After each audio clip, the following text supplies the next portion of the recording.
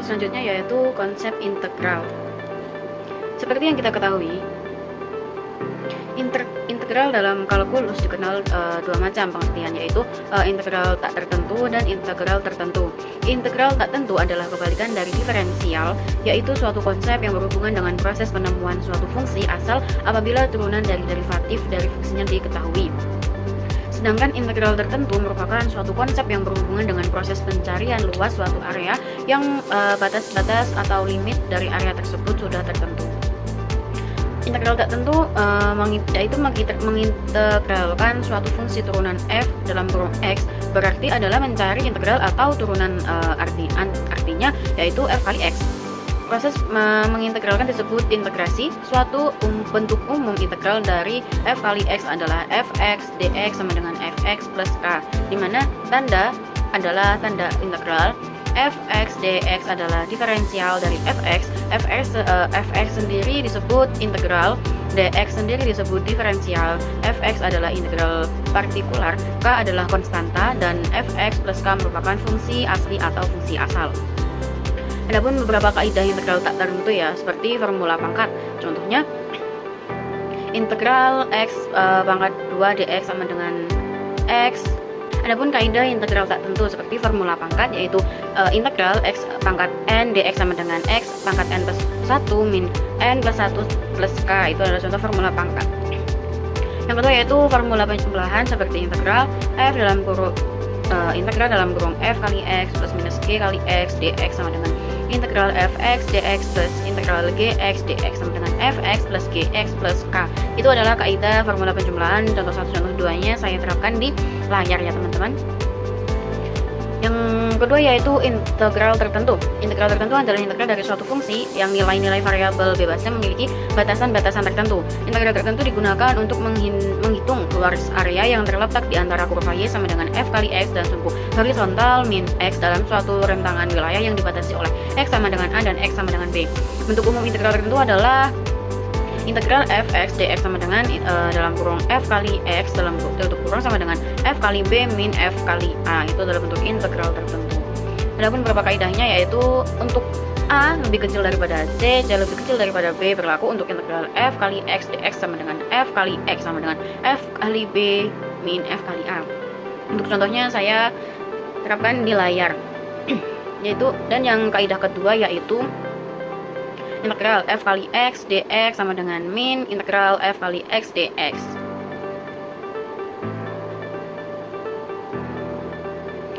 Baik, untuk selanjutnya yaitu penerapan integral.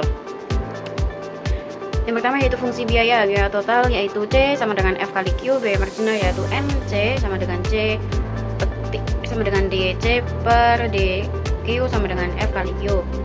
Biaya total tak lain adalah integral dari biaya marginal yaitu c sama dengan integral mc dq sama dengan integral f turunan 1 kali q dq. Untuk contoh soalnya, seperti biaya marginal suatu perusahaan ditunjukkan oleh persamaan mc sama dengan 3q pangkat 2 min 6q plus 4. Carilah persamaan biaya total dan biaya rata-ratanya. Biaya total diketahui yaitu c integral mc dq sama dengan integral 3q pangkat 2 min 6q plus 4 dq sama dengan q pangkat 3 min 3q pangkat 2 plus 4q plus 4. Adapun fungsi penerimaan total yaitu r sama dengan f kali q, penerimaan marginal yaitu mr sama dengan r turunan 1 sama dengan dr per dq sama dengan f kali q. Penerimaan total tidak lain adalah integral dari penerimaan marginal yaitu r sama dengan mr dq sama dengan integral f kali q dq. Untuk contoh soalnya, carilah persamaan penerimaan total dari penerimaan rata-rata dari suatu perusahaan jika persamaan marginalnya yaitu mr sama dengan 16 min 4q penerimaan total yaitu r sama dengan integral mr dq sama dengan integral 16 min 4q dq sama dengan 16q min 2q pangkat 2, dan penerimaan rata-rata yaitu ar sama dengan r per q sama dengan 16 min 2q. Adapun surplus konsumen, besarnya surplus konsumen adalah CS sama dengan integral f kali q dq sama dengan q kali p. Dalam hal fungsi permintaan berbentuk p sama dengan f kali q. Adapun surplus konsumen mencerminkan suatu keuntungan lebih atau surplus yang dinikmati konsumen tertentu berkenaan dengan tingkat harga pasar barang. Di situ sudah ada kurvanya ya teman-teman. Untuk contoh soalnya, surplus konsumen dari fungsi permintaan Q sama dengan 40 min 2P, yaitu yang tingkat harga pasarnya yaitu 10. Untuk pembahasannya sebagai berikut. Ini ada cara 1 dan cara 2. Apa bedanya cara 1 dan cara 2? Ini bisa dikatakan jika mencari dengan cara 1 dan hasilnya sama dengan cara 2, maka itu sudah dipastikan bahwa jawabannya benar. Untuk surplus produsen mencerminkan suatu keuntungan lebih atau surplus yang dinikmati produsen tertentu berkenaan dengan tingkat harga pasar dari barang yang ditawarkan. Untuk kurvanya sudah ada di layar. Untuk contoh soalnya, pembahasannya seperti yang tadi, ada 2 cara, dimana dengan cara 1 dan cara 2 maka itu jawabannya tetap sama, tidak ada bedanya. Baik, selanjutnya yaitu konsep matriks. Seperti yang kita ketahui, matriks adalah kumpulan bilangan yang disajikan secara teratur dalam baris atau kolom yang membentuk persegi panjang. Unsur-unsur suatu matriks secara umum dilambangkan dengan notasi A, I, J, di mana I menunjukkan barisan sederhana barisan, sedangkan J menunjukkan kolom. Matriks yang terdiri dari M baris dan N kolom dinamakan matriks berorde M, X, N. Vektor adalah bentuk matriks khusus yang hanya mempunyai 1 baris atau 1 kolom. Operasi matriks dan vektor, penjumlahan dan pengurangan. 2 buah matriks hanya dapat dijumlahkan atau dikurangkan apabila keduanya berorde sama. Jumlah atau selisih 2 matriks A sama dengan dalam anggota A, I, J, dan B dalam anggota B, I, J adalah matriks baru C sama dengan C, I, J yang berorde sama yang unsurnya merupakan penjumlahan atau selisih unsur A dan B.